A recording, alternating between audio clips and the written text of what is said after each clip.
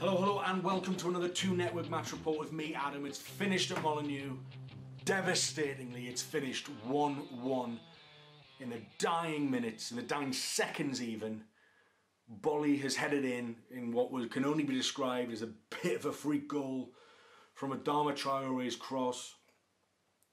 I'll discuss it in a bit, but I mean, it's an absolute sickener. It's a sickener way to have 3 points so close. What would have been a famous win against what is turning out to be a very, very good Premier League outfit in Wolves, and to lose it in that way is really, really devastating. I've just hit record, and I'm still furious and angry. We were so close, and if had they equalised earlier, or if it had been us equalising the last minute, then we would have been absolutely delighted with that. I'd be on top of the world right now. So let's just bring it back. Let's rewind. Let's look at what the facts are. We've drawn away to Wolves. We absolutely would have taken that at the start of the night. We had some really good performances, and ultimately, once again, we were beaten by a bit of a freak goal, and Dubravka should do better. He should have done better against Spurs, and he really, really should do better there. A punch away, but he's tried to catch it. Boly's had a free run. But I honestly believe that Boly's got his hands in Dubravka's face like this. I think he has. I think he's got his hands in Dubravka's face like this. And I think if that's at the other end, it's a disallowed goal. I think it's an absolute disallowed goal. I'm just watching it here on the telly again. Almiron went to the corner to try and shield it out. Felt some contact, went over. The ball came back out. Adama Traore, a player that Rafa Benitez, tried to sign, has whipped this ball in. It's an awful shanked cross. It's terrible. Boly's just gone right through. The defenders just expect Dubravka to go. He goes kind of through his hands, but there is definitely contact on Dubravka's face. Now, Boly, you'll recall, was the same player who elbowed a Jose Perez in the penalty box in the reverse fixture, which should have been a straight red, should have been a penalty, and should have put us at 10 men all for this. And I'm just watching a replay here. Dubravka's got his eyes on the ball. Boly's gone up, and he's just wrapped his hands around his face. That's a foul. He's wrapped his hands around his face. I'm not having that he's not strong enough. You cannot do that to a goalkeeper. You can't. If somebody does that to a defender, it's a free kick. 100% that's a free kick. If we did that at the other end, 100% we get disallowed. I have no idea why nobody's seen. He's wrapped his hands around him. That is not fair. So I'm calling absolute bullshit on that. That is bullshit. That should not have stood. It was also 30 seconds after the 4 minutes of allocated time, and there were no other stoppages in the game. I'm really, really angry. Right. So Newcastle now left in 16th place. 1 point above Southampton in 18th, better goal difference than Cardiff, and ahead of us by 2 points are Crystal Palace, Brighton and Burnley from 13th to 15th. So this was the run of games from now that we had a real chance to kind of kick on. No excuses about tough fixtures, and look, I'm not saying the Wolves fixture away is an easy one, but I think in the 2 games they've really not shown enough to get 4 points off us at all. They absolutely got so lucky in the game against us to score an injury time and not have their player sent off at the other end. When it goes to 10 men all in the reverse fixture and we get a penalty, which you should get for being physically assaulted, then that's a different. They don't score a winner. They don't score a winner in the last minute. It doesn't happen. Those events do not happen. I have no idea why you can wrap your arms around a goalkeeper and play 30 extra seconds of injury time when nothing else has happened. And they're circling it here. He's got 2 hands wrapped around his neck. That is mental. But the referee wasn't having anything all night, I thought. I think Ayoze got fouled a few times, and you know, a couple of them weren't fouls, and fair enough, but a couple of them were, and he still didn't give them because he seemed to have in his mind that he wasn't gonna that he was gonna reward strength, and he wasn't gonna reward the fact that, you know, fouls happen. That it was a recurring theme. I remember when Ayoze finally got a free kick awarded. I think it was halfway through the second half, and it was mental. And I remember thinking, bloody hell! Like, I was quite shocked at the fact that Ayoze had been given this free kick from the referee, who sort of had given a knout all game. But then let's look at other performances, because I don't want this freak goal and a slightly unjust goal to overshadow what was a really, really good performance against a very good side. Their movement was very good. They're very good in possession. They have lots of technique. They're well organised. They're just a good attacking unit. And, you know, if it wasn't for a couple of shanked headers from them, we'd have been out of sight anyway. You know, they had two headers which kind of, you know, came off, what as my old PE teacher used to say, 50p head.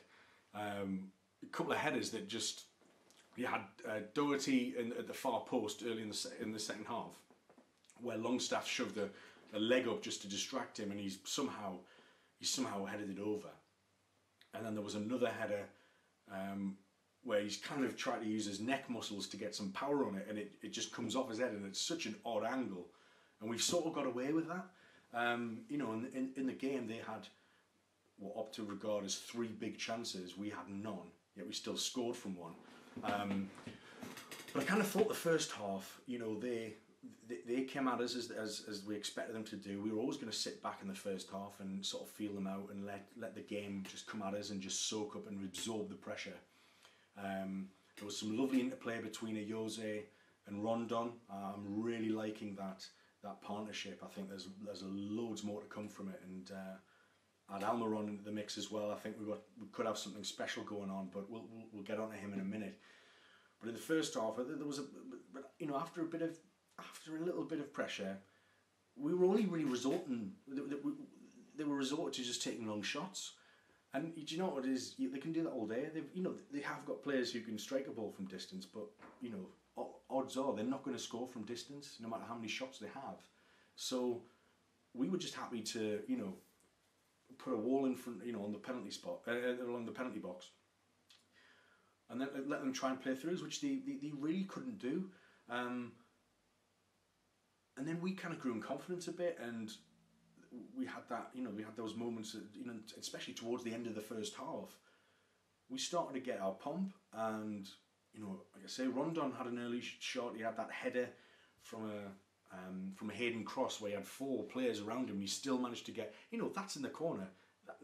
That could easily go in. It would have been a remarkable header to score from, given he was moving backwards. But, you know, again, impressive, and he looked sharp. Perez was running around everywhere. But I thought Hayden and Longstaff in the middle, and Longstaff, what a game he's had tonight. Honestly, my man of the match, and I was sort of calling it to friends beforehand, before he'd actually got the Sky man of the match. But I just thought his composure, his range of passing, but his interceptions as well. He was getting feet and legs in the way, and he ran his heart out. And what a player let's develop in front of our eyes here, Sean Longstaff. Absolutely amazing. I think he's brilliant, and I think at the minute he's undroppable. I think he is. He only came in at like Boxing Day, and look at him now. He's been talked about England under 21s, and national media talking about him. It's no less than he's deserved, and Rafa putting his faith in him when we really needed him, when we were on the bones of our arse in terms of centre midfielders, and now a lot of them are going to have a bit of a job getting him out the side, because he's just, and it's his work rate and stamina. He keeps going for 90 minutes after 90 minutes after 90 minutes after 90 minutes, and he's playing against top class teams. And today he receives the ball and he does this wonderful spin. He dropped the shoulder in a spin, and he sends João Moutinho on his arse. Like, that's already the highlight of my season. That is absolutely fucking brilliant, Sean. That is just amazing. Absolutely love it. What a moment. But But I thought Lascelles had a much better game at the back today. I thought Cher and Yedlin were a little bit shaky first half, and things just weren't coming off, and Richie getting a daft booking and Cher getting a really daft booking as well. You get nervous because obviously we had Yedlin sent off in the reverse fixture fairly early on, after about an hour. But it was Cher who set up the goal, and he receives the ball quite deep, and there's a boatload of space in front of him, and he just wants to make progress, and he wants to be proactive, and he takes a big touch forward purposefully, and he just strides in, and he just decides to be direct, and he feeds it into Hayden, who's just kind of waiting on he's got his body to the side so he can kind of receive and turn, and he does that, so he gets past Boly brilliantly, and for some reason I think Rui Patricio thinks he's going to cross it, but he doesn't, and he hits a shot towards goal. Now, it wasn't a very good shot, but Rui Patricio's already committed to kind of going so weird, kind of forward towards a 6-yard line to kind of stop the cross at right there.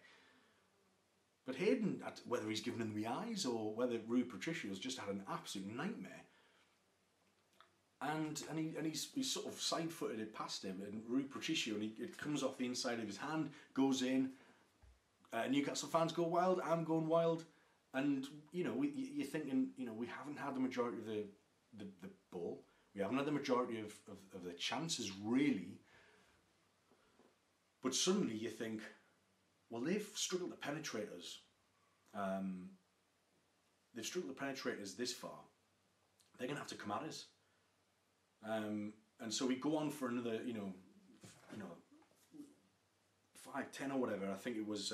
So Hayden scores in the 56th minute. And it's. So Almiron came on about 15 minutes later.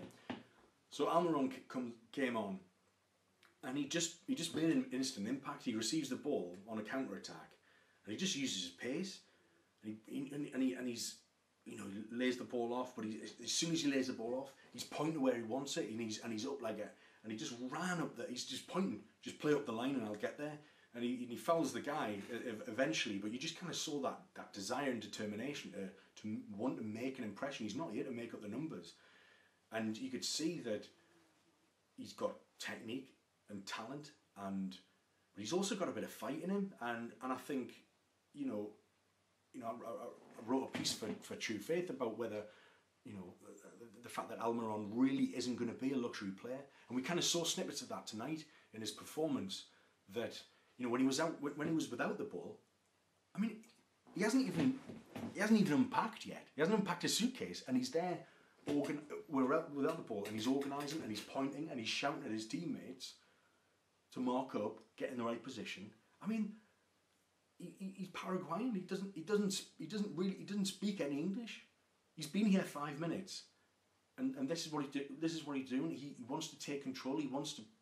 He's going to be, it looks like he's going to be, a strong personality in that dressing room, because he obviously has high standards.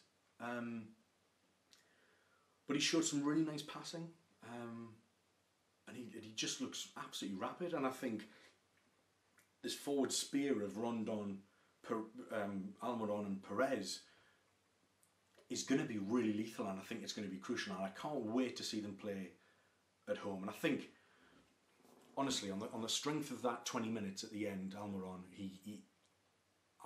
if he's fit, he has to start. He has to start next game.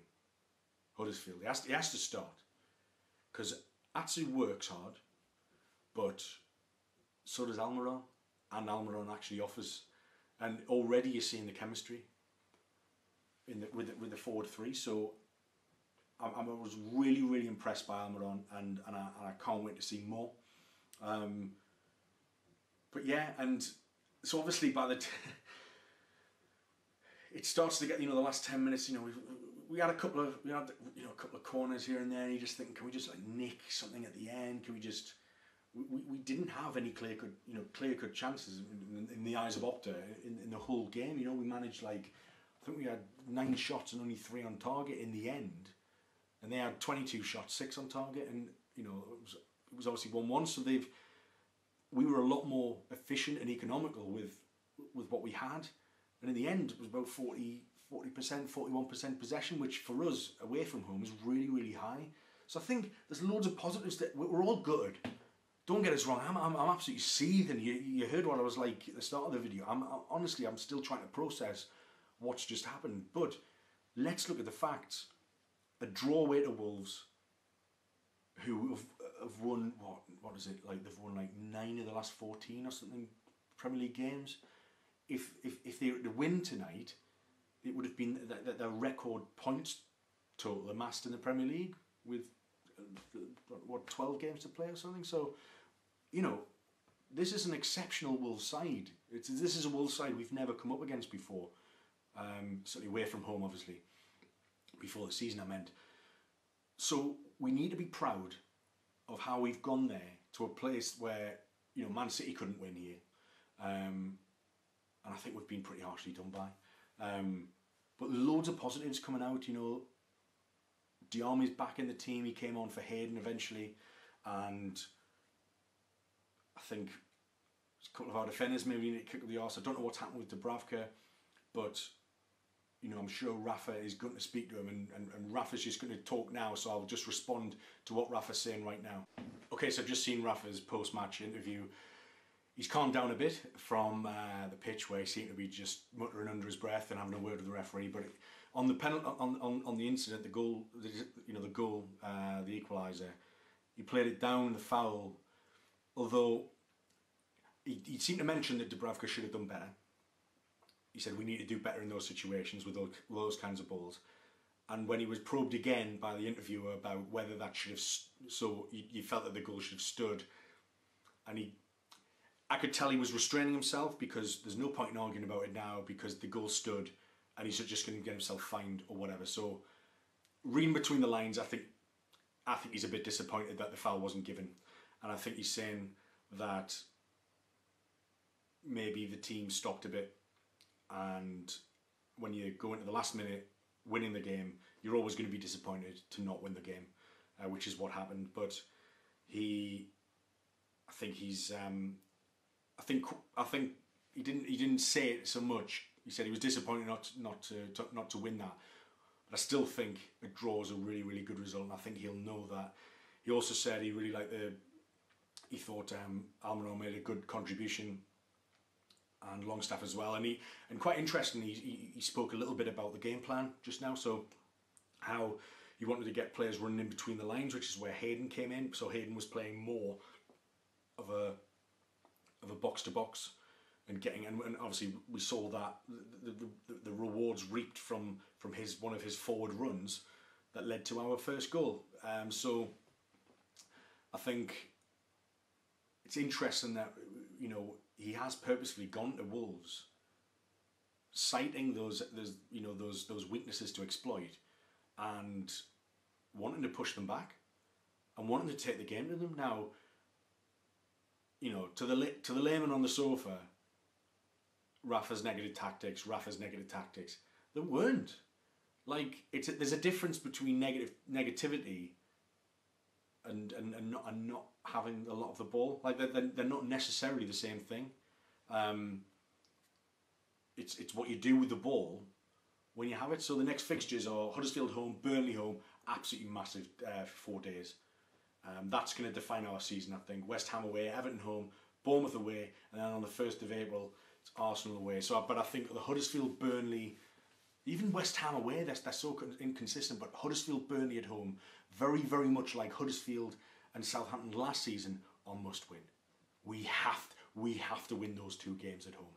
And I think if we win those 2 games at home, we're heading to that's like 30 points on the board, I think. We've currently got 25, sorry, so that'll be 31. And then you're looking at picking up 2 more wins after that.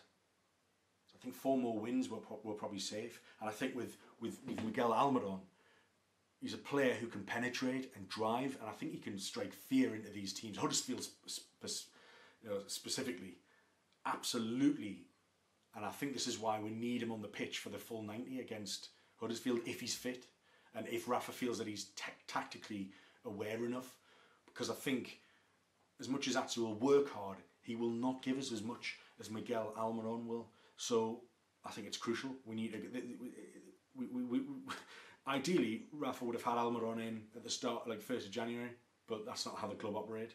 You'd ideally have got in other players, strikers, another striker to back up Rondon, but that's not how our club operates. So we're having to do the best that we can, but I think we have a defence good enough, organisation good enough, and now just a little bit extra in the final third. I think we're good enough to stay up, and we should be staying up.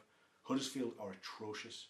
Cardiff, they've got a couple of wins recently, but they are also atrocious.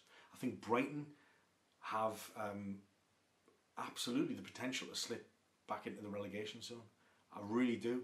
I think they're a side that could be really, really complacent going in. You've got like Southampton, who I think Southampton will have enough. But then you look at Burnley, and yeah, they've had a couple of wins recently, but Burnley, they're not the same team that they were last year. And obviously Fulham, I think Fulham are down. I think Fulham and Huddersfield are gone. So I honestly think it'll be between Cardiff, Burnley and Brighton. I think Crystal Palace probably have enough. And I think we'll have enough.